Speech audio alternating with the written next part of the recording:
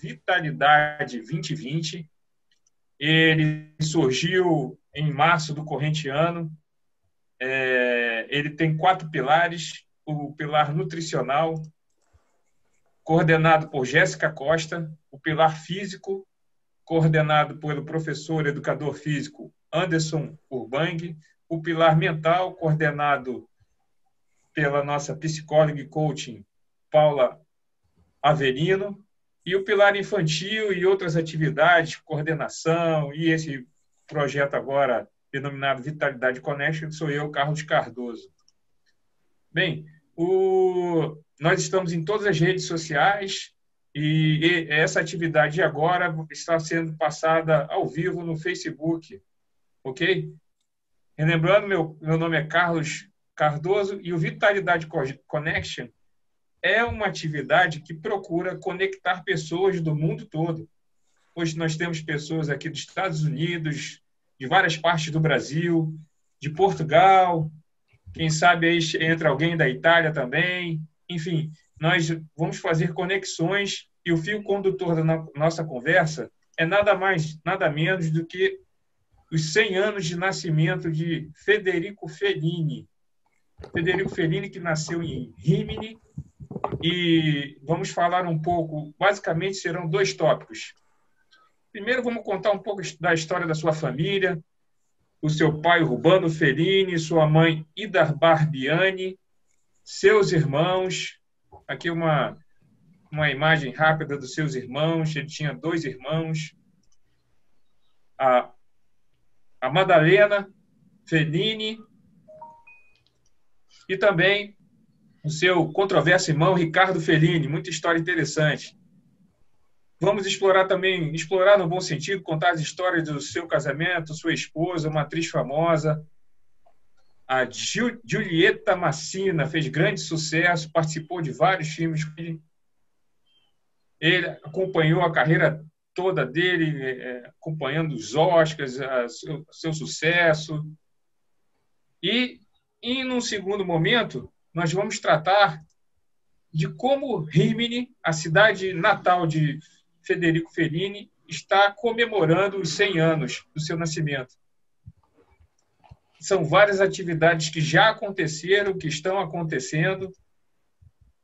Vocês podem ver por essas imagens aqui, a cidade está, apesar de toda a pandemia, as atividades estão acontecendo. Essas imagens são atividades que já aconteceram e com o retorno da pandemia, da liberação das atividades, pouco a pouco, exposições, enfim. A gente vai saber tudo com detalhes. Federico Fellini, que foi um grande cineasta, Federico Fellini de La Dolce Vita, de Anna Egberg, de Marcello Mastroianni, enfim. Federico Fellini, para dar prosseguimento a essa atividade, nada mais, nada menos que nosso professor, especialista, italianista, Max Lucchiti. Max Lucchiti, direto de Brasília. Seja muito bem-vindo, Max. Muito obrigado, Carlos. Vitalidade 2020. Estamos felizes de estar de volta aqui. A continuação da conversa que começamos sábado passado, falando do Fellini, do centenário dele. Foi muito rica a nossa mesa redonda sábado passado. Obrigado pela oportunidade de poder continuar esta conversa cultural. Um assunto tão imenso, tão rico, tão estimulante, né? Nesta semana agora eu me dei o privilégio de assistir alguns filmes. Ontem à noite assisti novamente La Strada. Eu fiquei assim encantado como o Fellini é tão atual, tão presente. La Strada foi, estamos falando de 1956. Parece que ele foi feito agora. Parece que ele tinha uma visão da humanidade que é eterna, né? Então a linguagem não tem idade mesmo dele, né? O mundo felliniano.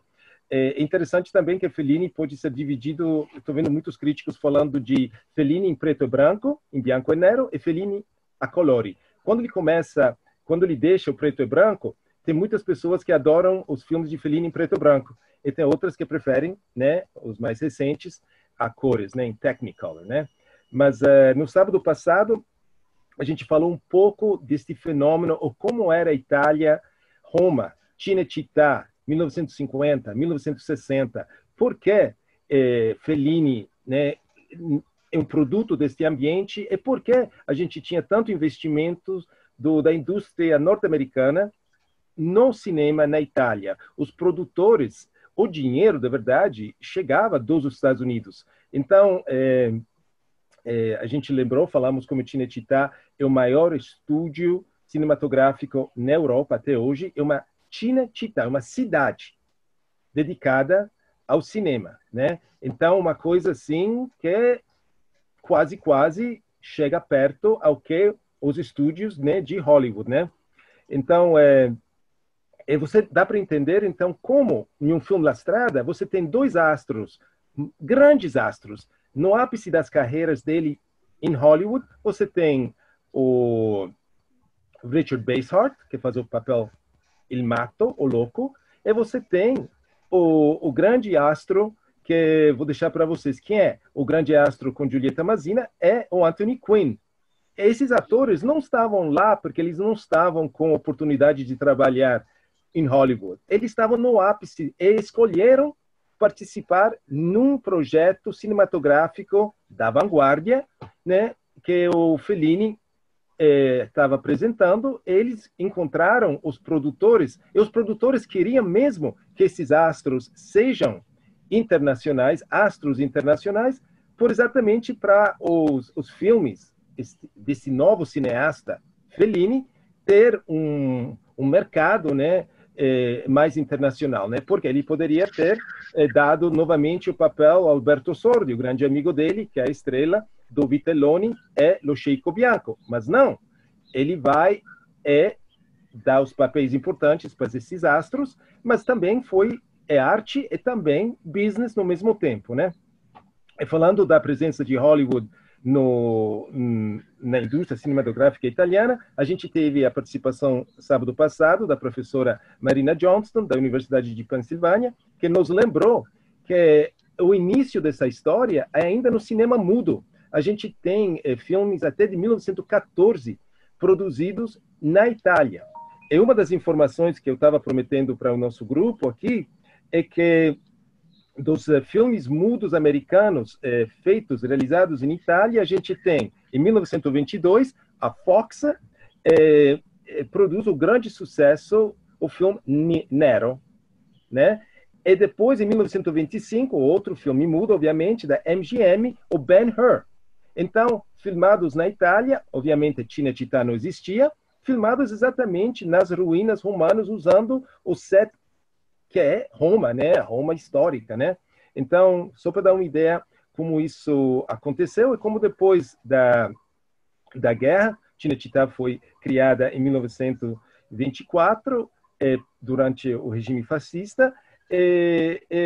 Nós falamos como ele também, o Instituto Luce, é parte do Cinecittà, foram até uma arma de propaganda pelo regime de Mussolini. E depois tudo ficou parado entre 43 e 48 por causa da guerra. E em 48 começou Cinecittà, abriu suas portas e começaram as produções lá.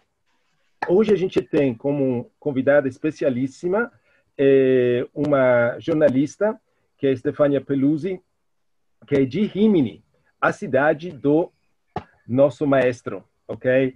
Federico Fellini. Então, como Carlos disse, né, estamos comemorando o centenário de Fellini. Ele nasceu dia 20 de janeiro de 1920, muitos 20, né, aqui em Rimini. A Stefania vai falar para nós um pouco do que é Rimini hoje, no sentido como eles estão lembrando o grande gênio, né, de Federico Fellini. Mas eu gostaria de começar a conversa eu passo a bola rapidamente agora para a Stefania. Eu gostaria de perguntar para ela, o Grand Hotel, este símbolo, o grande hotel de Rimini, que é no centro da cidade, que é o epicentro da vida cultural até hoje. O que significa o Grand Hotel de Rimini para vocês de Rimini? Eu quero só explicar que a Stefania Pelusi é jornalista pela comunidade, pela revista Comunità Italiana e mora em Vitória, Espírito Santo, mas ela cresceu, ela é um produto da cidade de Rimini. Benvenuta Stefania, come va? Bene, grazie Max per avermi invitato. Grand Hotel di Rimini. Beh, dunque, il Grand Hotel è senza dubbio un simbolo molto importante per noi riminesi, ma lo era anche per il nostro caro regista e genio Federico Fellini, che appunto appare con il Grand Hotel anche nei suoi film, ma comunque anche verso la fine della sua vita. Purtroppo c'è un episodio in cui lo trovano proprio in una delle stanze del Grand Hotel in cui si sente male. E in quella settimana i riminesi si stringono in un silenzio come quasi per proteggerlo, diciamo, perché comunque si parlava cioè, in tutto il mondo si parlava di questo ammalato che era comunque già un genio in tutto il mondo. Quindi il Grand Hotel possiamo dire che è un po' un simbolo dell'opulenza anche lo stesso Federico Fellini l'aveva detto una volta in un'intervista, un po' questo simbolo di grande ricchezza, insomma. Ricordiamo che il Grand Hotel è un bellissimo palazzo, situato in uno dei quartieri un po' più in della nostra Rimini. E volevo prendere spunto anche per parlare appunto del rapporto che Federico Fellini aveva con la sua città, dove è nato. E com'era? Era amore e odio? Dicono sempre, da quello che si legge, da quelli che dicono, è che aveva questo rapporto proprio di amore e odio. Cioè lui, abbiamo nella mitologia che lui nel 41 prende il treno e parte per Roma per cercare, cioè un futuro anche per lavorare, via di seguito, no? E come cartoonista. Però facendo un po' le ricerche sembra che lui e il fratello avevano già studiato a Roma a partire del 38 e cioè allora nella vita di Fellini, come si vede sempre, cioè è chiamato anche Alberto Sordi, lo chiama il grande bugiardo in varie occasioni, cioè e nelle interviste, se tu grazie a YouTube abbiamo l'opportunità di vedere molte interviste con Federico Fellini, qualsiasi persona lo becca in piccole bugie, lui cambia la sua storia sempre da un'intervista all'altra, è molto buffo questo, sapere che allora l'idea che lui va via dalla famiglia da solo per cominciare la nuova vita, realmente c'è un piccolo epilogo che tra il 38 e il 41 la famiglia con la madre si erano trasferiti a Roma così che i figli, Federico il più grande e Riccardo un anno più giovane, potessero studiare a Roma. Cioè, allora avevano anche questi mezzi, non era proprio... e questo lui non lo menziona mai. Sì, comunque, come si dice, come una volta aveva detto il giornalista Sergio Zavoli, che lo ricordiamo qualche settimana fa, appunto scomparso, anche lui molto legato a Rimini e molto amico di Federico Fellini. Perché cito Sergio Zavoli? Perché è uno, secondo me, il migliore che ha saputo dare questa definizione del rapporto tra Rimini e Federico Fellini, che lui appunto ha detto che è un rapporto bellissimo, però fatto di tante malinconie e delusioni, perché da tutte e due le parti, diciamo, da una parte Rimini comunque era un po' scontenta del fatto che non vedeva spesso Federico, e soprattutto più avanti. Lui arrivava sempre molte volte di notte e parlava con i suoi vecchi amici, si faceva una bella passeggiata raccontando della nostalgia, insomma un tuffo della nostalgia per poi ripartire subito l'indomani. E quindi anche i riminesi un po', cioè, in realtà lo vedevano poco. E poi anche il fatto di questa Rimini che è ritratta nei suoi film, però non è mai stata il luogo Esatto.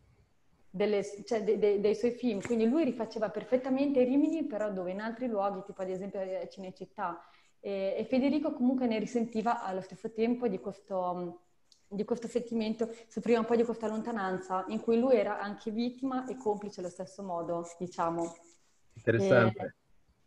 E comunque Rimini ha riconosciuto finalmente il genio, ovviamente quello che citavo prima, appunto in questa settimana, in questi giorni in cui appunto di malattia di Federico è stata che si è stretta infatti in questo silenzio. E poi ricordiamo anche un momento molto importante, sono stati poi i funerali. E Federico Fellini ha avuto dei funerali di Stato sia a Roma, ma poi anche nella sua città dove è nato e dove è cresciuto comunque. E infatti il saluto, penso più bello, forse è stato il popolo riminese che ha sventolato in un silenzio questi fazzoletti bianchi nell'ultimo saluto. E poi è proseguito, non so se qualcuno di voi conosce Rimini, è passato verso davanti al Cinema Fulgor, tutto questo corteo, dove si è fermato, perché il Cinema Fulgor, ricordiamo, è un cinema molto importante per lui. È stato uno dei cinema della sua gioventù e poi adesso anche sarà una delle sedi del Esatto. museo che inaugureranno a fine anno, e quindi da lì poi il corteo poi ha continuato fino appunto a proseguire verso il cimitero lì vicino. E nel cimitero infatti lui, non so se tutti lo sanno, Federico Fellini non è sepolto, le sue salme non sono a Roma ma sono a Rimini, e insieme con lui anche quelle di sua moglie Giulietta Masina e del figlio Federichino, perché in realtà loro hanno avuto un figlio che purtroppo è morto Sembra che pochi... 15 giorni sembra che Sì, aveva. proprio subito dopo la Neonato. nascita, Mhm. esatto. Quindi tutti e tre sono lì sotto appunto questa scultura di un famoso artista che si chiama Arnaldo Pomodoro, di una vela che simboleggia appunto questo film La nave va. È una bella Fantastico. scultura, appena uno entra in questo cimitero trova una scultura molto, molto bella, diciamo. Guarda la di pomodoro, guarda, Sì, incredibile. e oltretutto, come appunto citavo prima il giornalista Zavoli, perché lui, molto amico di Fellini, comunque lui è di Ravenna, però ha avuto un rapporto molto intenso con Rimini perché all'età di 4 anni si è trasferito, più che altro, praticamente come me, e anche lui è seppellito lì adesso vicino al suo grande amico Federico Fellini. Che cose, che storie, che amicizia, no? Che storie. Ehm, Stefania, tu quando ascolti Fellini che parla nell'intervista, tu mi hai detto che proprio si sente il suo romagnolo, no? Lui non parla come un romano, parla come un romagnolo, giusto? Sì, comunque per chi conosce un po' l'accento romagnolo si sente la cadenza, diciamo, della Romagna. Ma lui in effetti dice che in un'intervista mi è piaciuta questa frase che lo stesso Federico ha detto di Rimini, che lui non riusciva mai a vedere Rimini come in maniera obiettiva. Aveva sempre questa, ecco appunto, un tuffo in una dimensione che apparteneva al passato, perché per lui il Rimini è la sua infanzia, è il suo passato, è una città placenta, diciamo. E in macchina, io ti dico onestamente, Rimini solo la conosco passando in treno, purtroppo, le poche volte che che ho fatto la costa in treno adriatica, ma in macchina, cioè Rimini-Roma, si tratta oggigiorno, la fa in quanto? Quanti Ah, minuti? no, cioè, in treno addirittura con i mezzi adesso, con i treni a alta velocità, anche in un paio di ore comunque si tratta. Ecco, perciò dobbiamo ricordare anche i nostri amici che ci stanno ascoltando come l'Italia, essendo piccola, però ci sono questi universi che sembra che sia stato, lui parla di Rimini come sia un posto lontano, ma realmente lui poteva andare lì per pranzare e tornare a casa e cenare a Roma, cioè per dire, non era proprio queste distanze, no? Ma era una distanza psicologica proprio. Sì, beh, però ai suoi tempi ancora questi mezzi così veloci erano un po', cioè, non E c'erano, però sì, ovviamente, ovviamente non si parla di distanze, come ad esempio io adesso che vivo in Brasile ovviamente. penso a Rimini appunto, ma secondo me la cosa interessante è che Rimini non è solo appunto turismo, ma adesso hanno saputo appunto valorizzare di più il centro storico, con questi hanno fatto appunto, dopo 10 anni, finalmente sono riusciti a inaugurare il Cinema Fulgor, perché per molto tempo è stato chiuso il grande cinema di Fellini. E poi ricordiamo appunto stanno facendo una serie di lavori appunto, tra cui a fine anno, come dicevo prima, ci sarà l'inaugurazione di questo museo internazionale Federico Fellini. che è un museo diffuso in realtà, fatto di vari luoghi. Varie località, no? C'è anche il Sì. castello, mi sembra, ho letto, no? Esatto, sì. E È un bel progetto. e poi dicevi, Stefania, che anche nel passato c'è già stato un museo di Fellini a Rimini che poi ha dovuto chiudere le porte, giusto? Esatto, sì, io mi ricordo, l'ho visitato appunto, questo museo era in un palazzetto non molto grande, evidentemente, però era appunto della Fondazione Federico Fellini, che appunto aveva sede lì a Rimini. Purtroppo dopo non ho saputo cosa sia successo perché l'hanno dovuto chiudere, però adesso appunto l'idea sarebbe di diventare un progetto molto molto grande. E in quel museo, appunto, in quel museo io ho potuto vedere il grande libro dei sogni, che è stata un'opportunità unica per me, molto molto bello, in cui appunto è molto bello perché poter vedere i suoi schizzi, i suoi disegni, insomma, perché era una mente davvero geniale quella di Federico Fellini. Anche lui come vedeva le persone e come poi le trasformava in questi suoi film che comunque sono diventati famosi in tutto il mondo. Mi hai detto prima, ci si parlava prima e mi hai menzionato che l'attuale sindaco di Rimini è stato una forza motore molto importante in tutti questi ultimi anni, anche per le preparazioni di questo centenario. Ci puoi dire qualcosa a rispetto? Sì, certo, il sindaco Gnassi adesso, e comunque al di là insomma, di partiti eccetera, Rimini davvero insomma, si sta facendo riconoscere come la città di Federico Fellini. Diciamo che all'inizio, cioè, prima di tutta questa pandemia, all'inizio anno, hanno inaugurato anche una mostra molto bella dedicata appunto ai 100 anni di Federico Fellini e l'idea appunto è che questo anno, tutto questo anno di eventi si concludesse con appunto l'inaugurazione del Museo Internazionale, che speriamo, a quanto ho visto e so, i lavori stanno continuando, quindi speriamo che riescano davvero a inaugurarlo cioè, quando è previsto, quando sarà previsto Certo. appunto. Allora, arrivando a Rimini oggigiorno, uno arriva a Rimini e vede il nome di Fellini, cioè Fellini è ricordato anche, mi sembra che anche l'aeroporto di Rimini si chiama Fellini, no?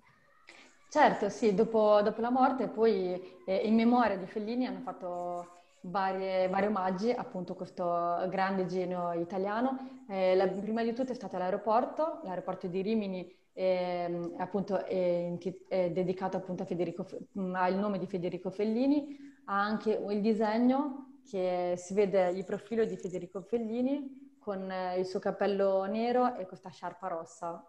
È un po' anche, questo era anche dell'associazione della Fondazione Federico Fellini, insomma, un po' il simbolo, insomma. E oltre a ciò hanno anche dedicato varie vie che portano verso il porto di Rimini, hanno preso il nome dei film, ad esempio La nave va, quindi è una cosa molto bella. Anche nomi dei film, Nomi dei film, di più sì. grandi successi.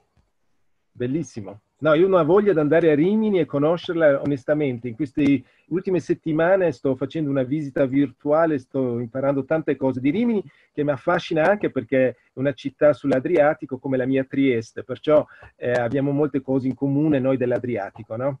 Dell'Alto Adriatico. Sì, Fantastico, anche fantastico. perché secondo me Rimini adesso ha riscoperto questa parte, questo cuore nel centro storico, cioè non solo una città comunque basata sul turismo e sull'Adriatico e sul mare, ma anche ha riscoperto questo valore del centro storico. Ci sono stati importanti lavori appunto di rivitalizzazione appunto del castello. Abbiamo un castello medievale, abbiamo un duomo, e c'è un teatro famosissimo che hanno inaugurato anche da poco, in cui è venuto anche il presidente d'Italia, Sergio Mattarella, e poi appunto c'è stata l'inaugurazione per quanto riguarda Fellini del cinema, dove la leggenda dice che lui ha scoperto l'amore per la settima arte tramite questo cinema. Fu quello, e come dicevi tu, Federico è una personalità un po' emblematica, non si sa mai... non si sa mai esatto quanto è di vero e quanto sia poi leggenda. E comunque lui, leggenda dice che lui appunto andava di nascosto dai suoi genitori a vedersi appunto dei film.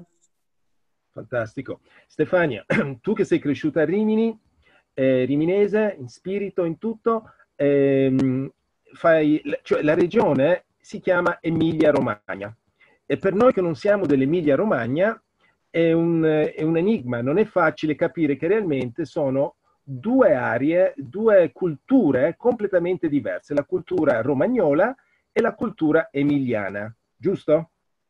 Esatto, è proprio così. Soprattutto, secondo me, per un brasiliano che è in questo Brasile così grande, in un paese continentale, forse è un po' difficile capire le differenze in una regione così piccola, diciamo. L'Emilia-Romagna è una regione che per un brasiliano appunto può apparire davvero un puntino, diciamo. Comunque perché è Emilia-Romagna ed è molto diversa la personalità degli emiliani dalla personalità dei romagnoli, anche se convivono pacificamente appunto in questa regione. I romagnoli appunto diciamo si dicono che sono un po' più aperti, però dopo anche la cucina è diversa, diciamo, mentre gli emiliani c'è più questo, i tortellini ad esempio, in Per Bologna quando ad si esempio, parla, parliamo, è esattamente, poco. parliamo di Emilia, parliamo della capitale, Bologna, Esatto. capitale gastronomica in tanti sensi dell'Italia, no? Con i tortellini in brodo, con tutto un mangiare molto ricco, saporito, in quanto abbiamo, cosa mi viene in mente quando penso della Romagna? La La piadina, cioè piadina. una cosa semplice, Sì. così, come sarebbe, come si potrebbe essere? È quasi una tapioca quasi, no? Cioè con un ripieno così, non so, molto semplice, no? Una cucina più povera, diciamo, ecco, come, Sì, e poi non ci sono anche... sostanziosa come quella emiliana, ecco. Ma parlando allora, abbiamo allora questi due, questa coppia, allora Federico Fellini si innamora, sposa Giulietta Masina, che è esattamente lui romagnolo e lei emiliana, Emiliana. cioè della provincia di Bologna. E vorrei a questo punto allora chiedere l'intervento dello studioso Urbano Casadei, che siamo felicissimo che è ritornato a stare con noi per partecipare a questa chiacchierata. Grazie Stefania, continua con noi perché voglio vedere cosa pensi di quello che Urbano, che conosce bene l'Emilia, avendo studiato a Bologna. Salve Urbano Casadei, benvenuto. Cosa possiamo dire allora di questa diversità, ecco, nel carattere di Fellini, Federico Romagnolo e la Giulietta emiliana?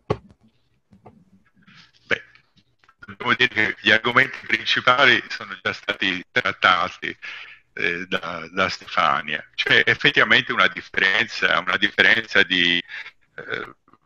la parola razza è molto di etnia, un'etnia differente. Bisogna risalire alla Costituzione del Regno d'Italia, quando tutte le regioni sparse, tutti i ducati che si trovavano in Italia, si trattava di creare le regioni d'Italia.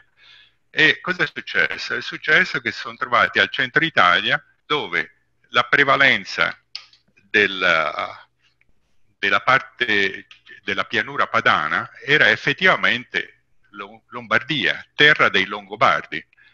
E diciamo che l'Emilia stessa culturalmente avrebbe fatto parte della terra dei Longobardi, anche se il linguaggio è differente dal linguaggio dei Lombardi attuali o dei milanesi.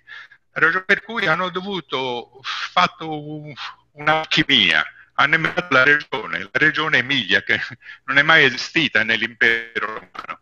L'unica cosa che esiste nell'impero romano con questo nome è la strada Emilia. La strada è una strada importantissima, non so chi ricorda la strada cantata da Guccini, una bellissima canzone che parla non solo della strada dell'Emilia, ma anche degli emiliani, di quello che sono gli emiliani. Contrario, Romagna era già una regione costituita di origini prettamente romane. Diciamo che l'ultima parte dell'impero romano è stata in Romagna, i bizantini, ricordatevi Ravenna, voglio dire, quindi non è una cosa importante, è da poco. E quindi sono due caratteristiche differenti, caratteri differenti. Io ho fatto ho fatto l'università a Bologna perché a Firenze non c'era la mia facoltà, e quindi ho avuto la possibilità di conoscere bene gli emiliani e altrettanto bene i romagnoli, che chiaramente studiavano a Bologna, l'università più importante, anche la più antica del mondo, la Costituzione 1088, quindi faccio dire. E che cosa succedeva? Succedeva che in questo trovarsi tra gli studenti, noi abbiamo fatto, io e il gruppo dei toscani, perché praticamente, diciamo in termini antichi, la nazione dei toscani, noi socializzavamo molto bene con i romagnoli e molto meno con gli emiliani. Quindi questo fa capire che tra l'altro tra Toscana e Romagna ci sia un vincolo, c'era addirittura un vincolo territoriale molto forte. Una parte della Romagna veniva chiamata Romagna Toscana, esattamente Romagna Toscana, una parte abbastanza. È un territorio che non è arrivato naturalmente in Toscana perché era esattamente dalla parte opposta dell'Appennino, ma era stato acquistato dai Medici, dal Granducato, per ragioni di sicurezza, tant'è vero che c'è vicino a Castrocaro c'è una cittadina medicea che in realtà è una fortezza, quindi ecco la ragione per cui questi territori sono stati acquistati. Sono stati acquistati per difendersi dai Longobardi, diciamo dai Lombardi. Sì, certo. Quindi, molto, sì, questa... Io credo che pochi sanno, anche noi in Italia, cioè sanno come esattamente questa parte, questa fusione, ecco, tra la Toscana e la Romagna. È rimasta Toscana fino al 23 per una ragione, diciamo, campanilistica, oppure voi sapete che Benito Mussolini, il duce, è nato a Predappio, nacque a Predappio, quindi era romagnolo, era romagnolo, romagnolo puro sangue, nel senso come carattere, esattamente come fisionomia è romagnolo proprio. E nei territori toscani della Romagna era presente anche il Monte Fumaiolo, dove sono le sorgenti del fiume Tevere. La cosa che importunava Mussolini, che non piaceva a Mussolini, che il Tevere che attraversa Roma, del fiume simbolo di Roma e dell'impero, nascesse in Toscana. E quindi ha riportato il Monte Fumaiolo in Romagna, e così il Tevere ora nasce in Romagna. Questo credo che pochi lo sanno, anche in Italia. Io credo che questo è un scoop della nostra chiacchierata questa oggi. No, non è pochi. Chi abita da quelle parti, chi vive da quelle parti lo conosce benissimo. Quindi per noi altri è tutta una novità. Vamo adesso ritornare allora alla tematica, Urbano, grazie, di questo. Stiamo cercando di capire allora Fellini, l'uomo, nelle sue radici. Abbiamo parlato un poco della sua città di Rimini, adesso abbiamo capito un poco cos'è questo Rimini, cos'è la Romagna, e adesso parliamo dei suoi affetti, cioè della sua famiglia. Lui non era figlio unico, lui aveva un fratello che si chiamava Riccardo, che era più o meno un anno più giovane, quasi gemelli, e poi ha avuto anche una sorella, Maddalena, che nacque quando lui aveva 10 anni e Riccardo aveva 9, cioè quasi una differenza di 10 anni arriva Maddalena, che poi Maddalena ha una figlia che è la Francesca Fabri Fellini, che è la erede di tutto, diciamo, il patrimonio culturale di questo genio, no? E vogliamo fare un poco di, diciamo, costellazione familiare, diciamo, qual era il rapporto di questo Federico primogenito con il suo fratello più giovane Riccardo, che facendo le ricerche, io ammetto, l'ho confessato anche la settimana scorsa, io personalmente, non avevo, ammetto la mia totale ignoranza, io non sapevo che Riccardo Fellini esistesse. Ok? Io mi sono sentito un po' meglio quando Stefania ha detto la stessa cosa, che Dio mi perdoni, e so che forse per caso della nostra generazione, però che Riccardo Fellini sia stato un grande attore, che oltre ciò dopo si vede, il fratello Federico gli dà l'opportunità di di avere dei ruoli importanti sia nei Vitelloni come anche aiutami Urbano, nei Vitelloni e adesso non mi ricordo, ma in ogni caso lo Scicco Bianco mi sembra c'è anche, perché Riccardo Fellini, al contrario di suo fratello, era una bellissima presenza e lui aveva proprio un grande charme, era una persona molto amata, era una persona molto buona, dicono, è una persona carismatica, molte di queste qualità che forse Fellini si sentiva un poco a meno, essendo il fratello più grande, si sentiva, diciamo, possiamo dirlo, forse un poco geloso di questo Riccardo. Ci sono controversie ovviamente, però il fatto è che il bello della famiglia, il più amato anche dal padre, dal stesso, guardo un po' Urbano, il padre di Fellini si chiamava Urbano, da Urbano, il padre, era il figlio preferito era questo Riccardo, e questo lo sappiamo non da Maddalena, la sorella più giovane, che è sempre stata molto discreta, non ha mai voluto focalizzare su queste tensioni, che poi spiegherò un poco più tardi. Ci sono state anche delle tensioni professionali tra i due, e che nei libri dei sogni, che Fellini usava come terapia, col suo psichiatra che lo seguiva da anni, che lo ha incentivato a scrivere i sogni e anche disegnare le immagini dei sogni, e continua. La presenza del fratello nei sogni è impressionante. Quante volte, e nei sogni, vediamo nei ritratti, nei disegni che lui fa dei sogni che ha avuto, lui si vede sempre piccolo, insignificante, e Riccardo bello e forte. C'è un disegno in particolare nel libro dei sogni che ho visto online, dove c'è il padre che guarda con affetto il fratello Riccardo facendo degli esercizi, mi sembra che acrobatici. Questo è un disegno, e abbiamo nel stesso disegno Fellini che si vede piccolo da una parte, ignorato. Allora, qui abbiamo già una dinamica molto interessante. Poi nel passare degli anni, quando Riccardo ha cercato di andare oltre a essere attore e ha cercato di seguire la strada come regista cinematografico, e lì c'è stato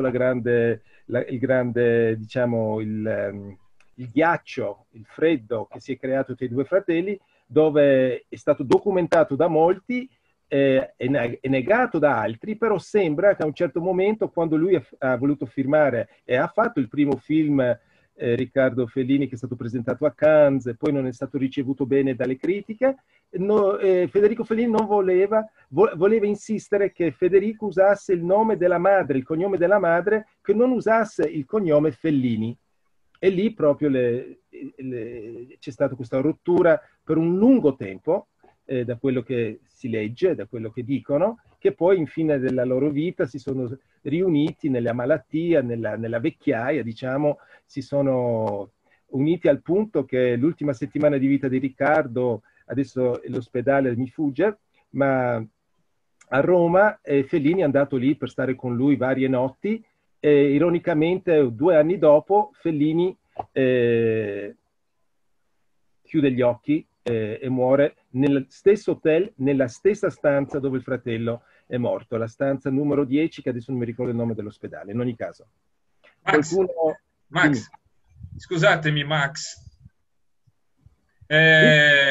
Sim, estamos chegando aqui, já estamos com 40 minutos do evento. Eu queria só reforçar aqui o nosso projeto Vitalidade 2020. Sigam nossas redes sociais, nós estamos ao vivo no Facebook, apresentando aqui informações, cultura, notícias sobre as comemorações dos 100 anos de Federico Fellini, o grande cineasta italiano, com Max Lutiti. Max, a dinâmica está muito legal, as pessoas estão muito interessadas aqui no tema, já é a segunda tempo. Semana que vem tem mais, hein, gente? Semana que vem tem mais. Mas eu queria fazer uma pergunta, Max. Podia explorar um pouco, se fosse possível, a figura da Giulietta Masina, que ela era uma artista importante no cenário cinematográfico da época, não?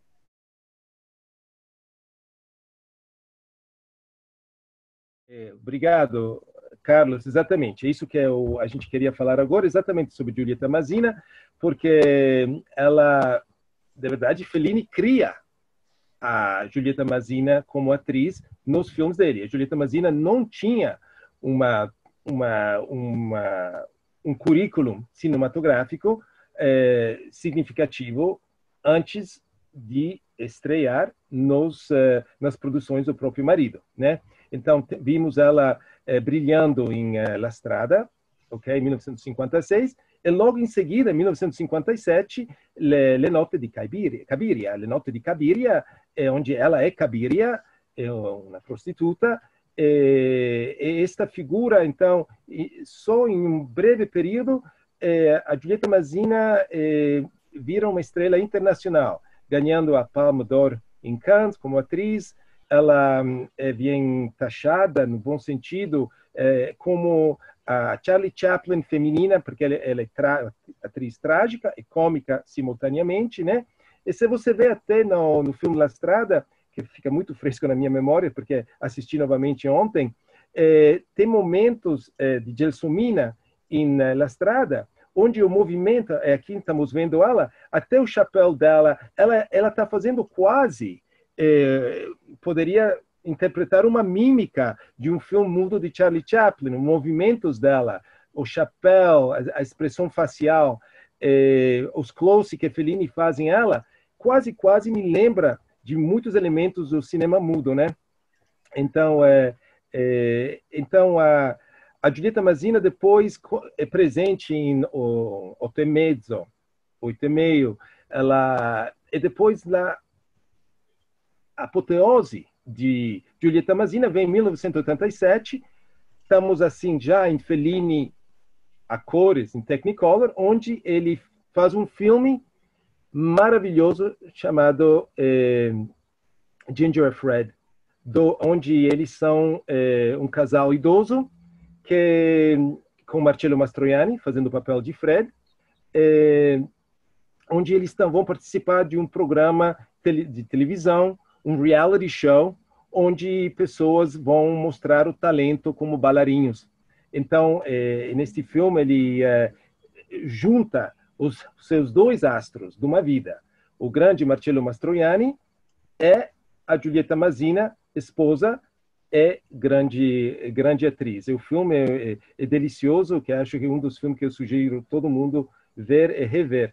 Mas tem uma conexão até histórica com Giulietta Masina e Fred Astaire, porque agora a gente vai assistindo tantos YouTubes, gente, uma coisa inacreditável, os recursos que a gente tem hoje em dia.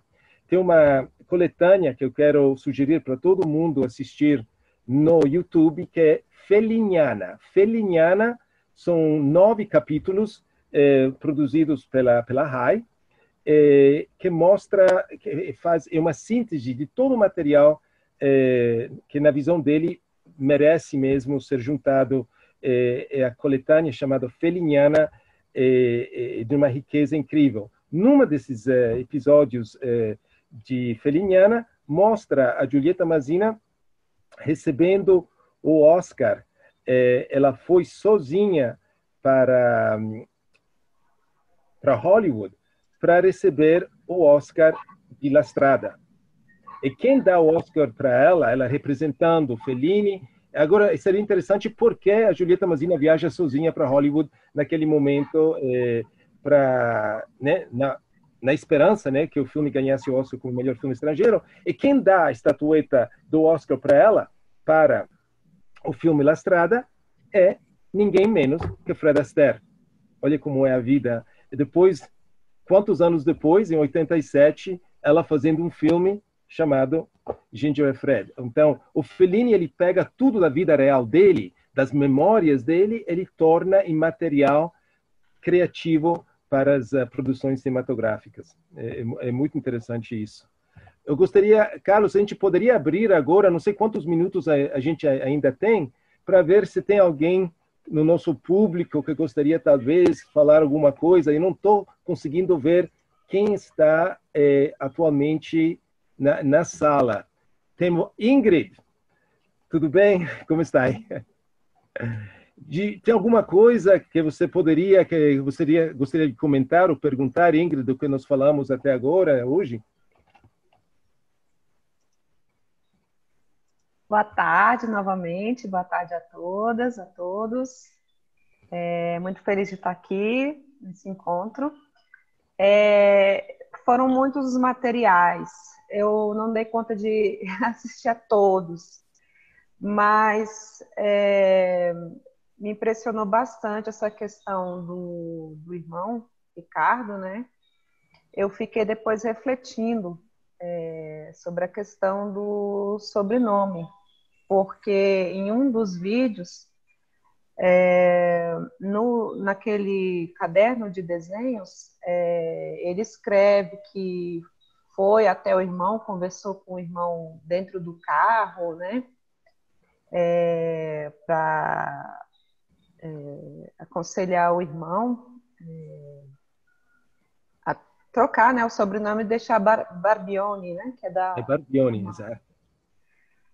Mas num outro vídeo, se não me engano, é a Francesca, que diz que não houve essa como se o Federico estivesse fazendo uma obrigação, e sim como se estivesse apenas aconselhado. Uhum. Que o irmão apenas não aceitou por conta das empresas, né? Porque para as empresas seria mais interessante que se mantesse o nome.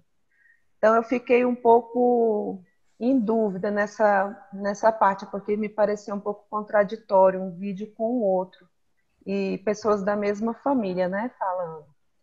E eu não cheguei a ver, Max, aí também eu não cheguei a ver a questão com a irmã Madalena. Exato. Posso dizer, Ingrid, que o interessante é que a gente vê só o resultado, a vida deles, né? O que Ricardo Fellini se torna um grande registro de televisão. Documentários sobre a natureza. Sobre animais em particular, um grande amante de animais. Ele vai para a África, faz vídeos assim históricos sobre, né, African wildlife. Então, ele cria um niche, né, dele. Ele cria um nome, mas como exatamente diretor de filmes sobre animais e natureza.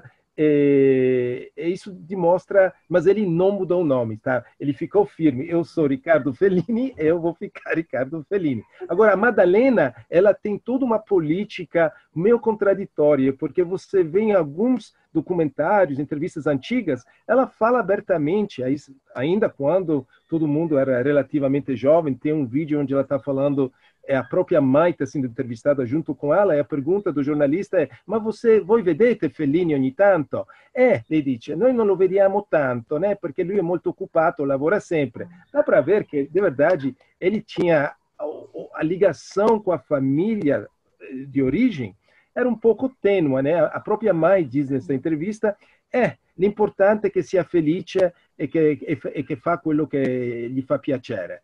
A resignação da mamma, né? É interessante. Então, esta irmã é a última que vai dar uma palavra, assim, talvez definitiva, porque ela não quer, obviamente, acentuar esta divisão entre os dois irmãos. E aqui temos a Madalena, né, a irmã segurando 2 dos Oscars que o irmão tinha ganho, né? Desculpa, Max. Não, isso continua, Ingrid, desculpa. É que na hora, sobre os irmãos ainda, eu me lembrei do Fratelli Taviani. Então, eu pensei assim, como poderia ter aproveitado e não ter se separado, e sim ter feito uma união. Uma dupla. E não ter sido um motivo de desunião, de desgaste, de, sei lá, de separação, de amargura, né? De rancor. Eu achei... Interessante este pensamento, muito bonito, Ingrid. Você não teria tido este antagonismo até do berço, né? Esta gelosia, né? Deste irmão, deste bonitão, né? Deste Ricardo, que era tão mais, quase mais quisto, né? Pelos próprios pais, pela própria natureza, pela personalidade dele mais expansiva, mais Então, E por último, Max, uma coisa que também achei interessante, além dessa questão com o irmão, a questão com o pai, né? Do pai preferir tanto o irmão a ponto de, quando o psicólogo que o atendia, que era alemão, né, Bernd, quando ele subitamente faleceu, ele escreveu meu vero papá, né? Meu vero papá. Ele Então, teve um problema isso é com o forte, masculino, né? Forte, muito forte. Ele é tão assim, quase sem vergonha do que ele escreve, que eu vi que ele colocou uma folha branca para cobrir aquela página do livro dos sonhos. Ele não queria arrancar aquela página, mas ele não queria que as pessoas vissem o que ele escreveu, desenhou naquela. Interessante, né?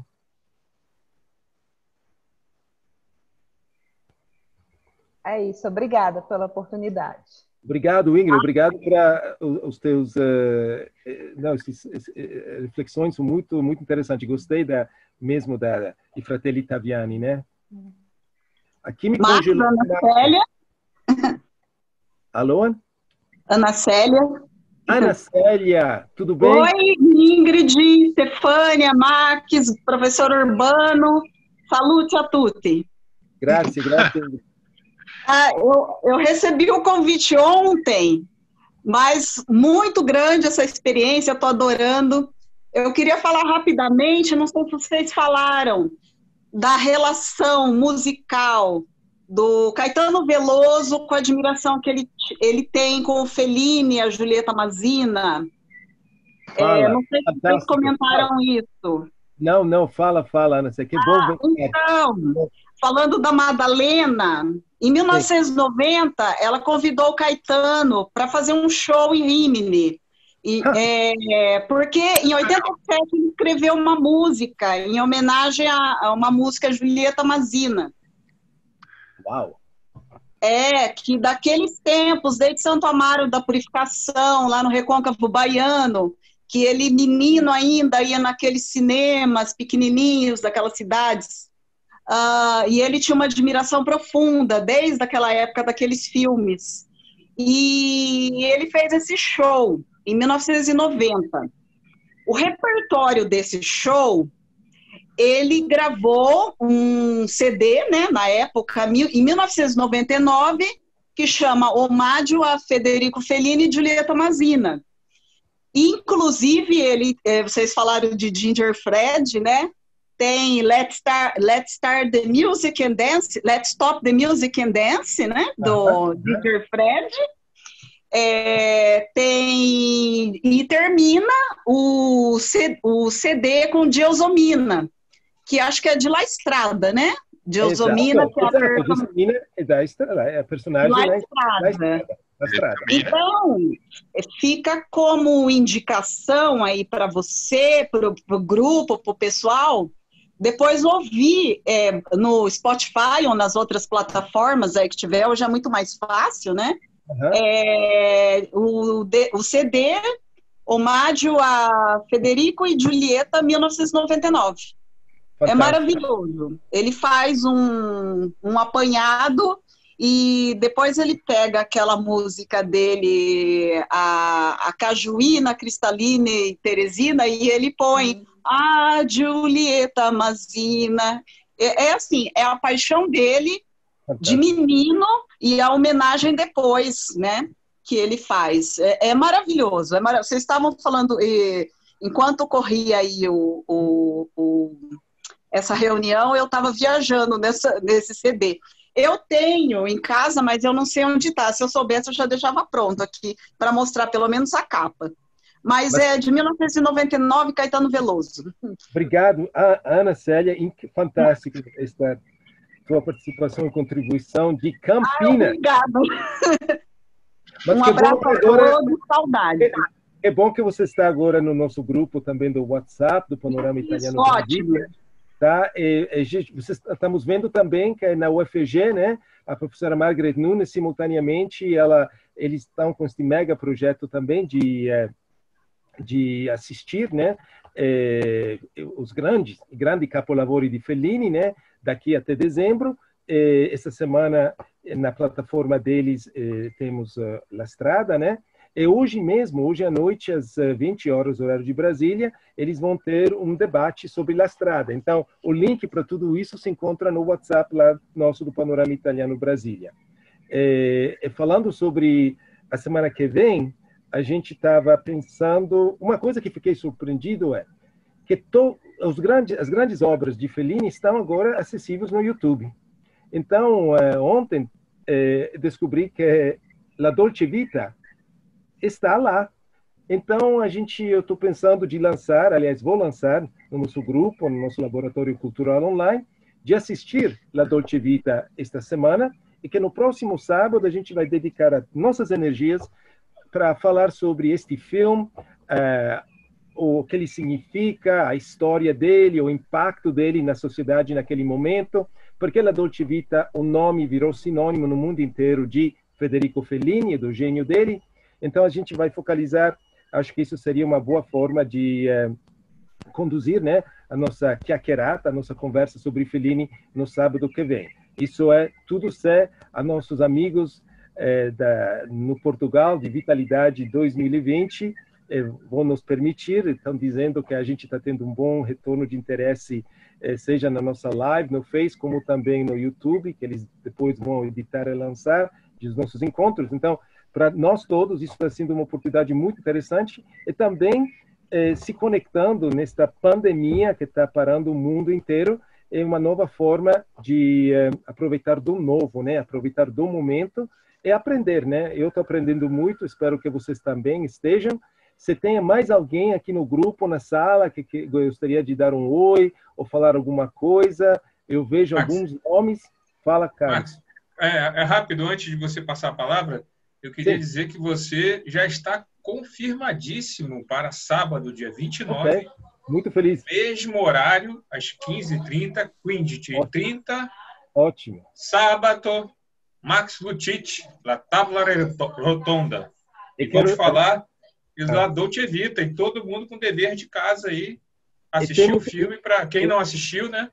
Eu estava esperando essa confirmação da administração de vocês, né, do Portugal, que eu sei que não é fácil, né, reservar um espaço agora que eles estão virando muito importante. A Vitalidade 2020, 2020 está tendo um maior sucesso nos vários setores que está atuando, juntando as pessoas, e está maravilhosamente bem. Então, a surpresa para vocês é que nós temos já um convidado especial.